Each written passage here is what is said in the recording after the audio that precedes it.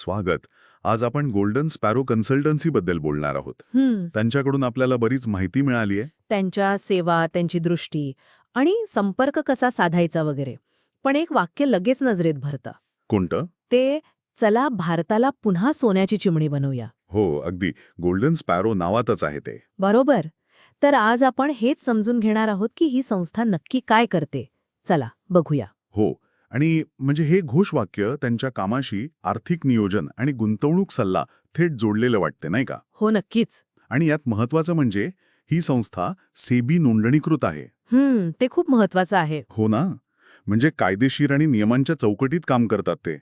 SEBI म्हणजे माहितीये ना, शेअर बाजारावर नियंत्रण ठेवणारी संस्था. त्यामुळे विश्वासार्हता येते. अगदी. विश्वासार्हता हा गुंतवणुकीच्या जगात सगळ्यात मोठा मुद्दा असतो. आणि त्यांच्या सेवांबद्दल बोलायचं तर ते विश्वसनीय गुंतवणूक सल्ला देतात असं दिसतंय. हो. आणि आर्थिक नियोजन पण फक्त भारतातल्या लोकांसाठी नाहीये हे. अच्छा. हो, भारताबाहेर जे राहतात त्यांच्यासाठी पण आहे. आणि एक ऑफर पण आहे त्यांच्याकडे. काय? मोफत डीमॅट खातं उघडून देतायत ते. अरे वा. म्हणजे शेअर वगैरे ठेवायला जे लागतं ते. हो, तेच. म्हणजे गुंतवणुकीची सुरुवात करायला मदत. अगदी. डीमॅट खातं तर आजकाल लागतंच. हे चांगलं आहे की ते मदत करतात उघडायला. प्रोसेस सोपी होते. त्यांची ऑफिसेस पण आहेत ना कुठे? अहमदाबाद आणि केशोडमध्ये. हो, माहिती दिली आहे. आणि संपर्क करायला फोन नंबर्स आहेत, ईमेल आयडी आहे, hello@goldensparrowconsultancy.com. व्हॉट्सॲप पण आहे.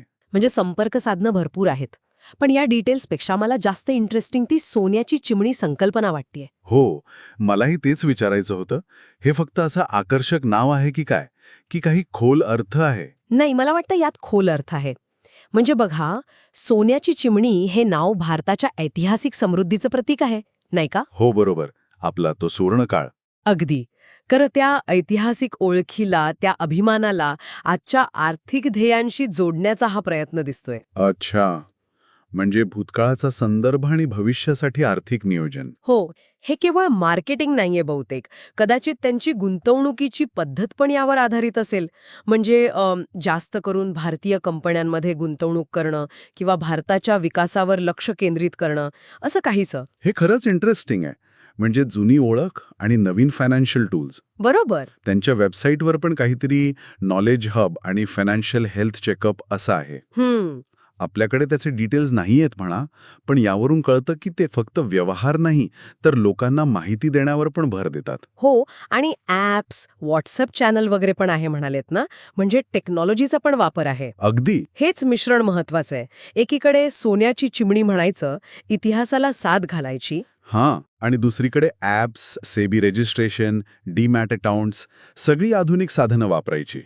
यामुळे कदाचित एका विशिष्ट प्रकारच्या क्लायंटला आकर्षित करत असतील. बरोबर. ज्यांना भारताच्या भविष्यावर विश्वास आहे आणि त्याच वेळी एकदम प्रोफेशनल नियमात बसणारी सेवा हवी आहे. हे त्यांना इतरांपेक्षा वेगळं ठरवतं. म्हणजे जे फक्त ग्लोबल मार्केटचा विचार करतात त्यांच्यापेक्षा. तर एकंदरीत असं दिसतंय की गोल्डन स्पॅरो कन्सल्टन्सी फक्त आर्थिक सल्ला देणारी कंपनी नाहीये. नाही. ते भारताच्या समृद्धीच्या मोठ्या कल्पनेला आजच्या गुंतवणुकीशी जोडण्याचा प्रयत्न करत आहेत.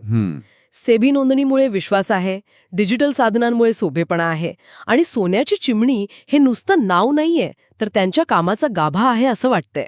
अगदी. आणि हे आपल्याला एका वेगळ्या विचाराकडे घेऊन जातं.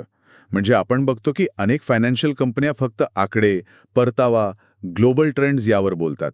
हो, ते तर आहेच. पण आपल्या कामाला असं राष्ट्रीय अभिमानाशी किंवा ऐतिहासिक गोष्टींशी जोडणं हे कितपत चालतं किंवा याचा नेमका काय परिणाम होतो? विचार करण्यासारखा मुद्दा आहे. हे जे विशेष ब्रँडिंग आहे ते जागतिक पातळीवर काम करणाऱ्या इतर सल्लागारांच्या तुलनेत या कंपनीबद्दल, त्यांच्या ग्राहकांबद्दल किंवा त्यांच्या दृष्टिकोनाबद्दल काही वेगळं सांगताय का?